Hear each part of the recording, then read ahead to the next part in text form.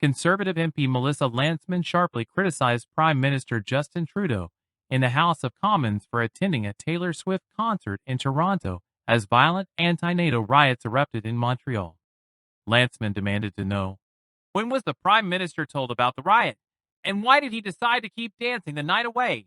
Speaker, the streets of a major Canadian city were set on fire this weekend, and the Prime Minister was nowhere to be found. A radical, anti-Semitic, anti-Canadian mob burned cars, smashed windows, assaulted police officers, and the Prime Minister was nowhere to be found. It took him until noon the next day, and he offered the most basic platitudes resembling some standard condemnation that he's been offering after fomenting the hatred that he's now surprised about. So I have one question. When was the Prime Minister told about the riot, and why did he decide to keep dancing the night away? Yeah. Mr. Speaker, my colleague, the Minister of Defence, I think properly explained the outrage that all Canadians felt at this wanton, reckless violence on the streets of Montreal.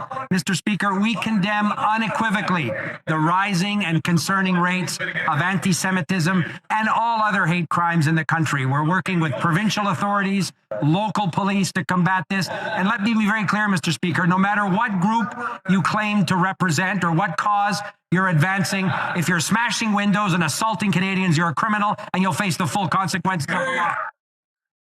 The riot saw cars burned, windows smashed, and police assaulted, with many calling the unrest anti-Semitic and anti-Canadian in nature.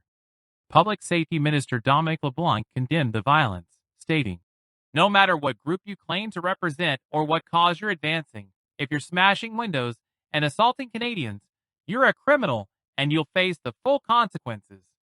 LeBlanc refrained from directly addressing Trudeau's absence, but emphasized the government's commitment to combating hate crimes and supporting local authorities in maintaining public safety. The exchange highlights growing concerns over the government's response to domestic unrest and questions about the Prime Minister's priorities during national crisis.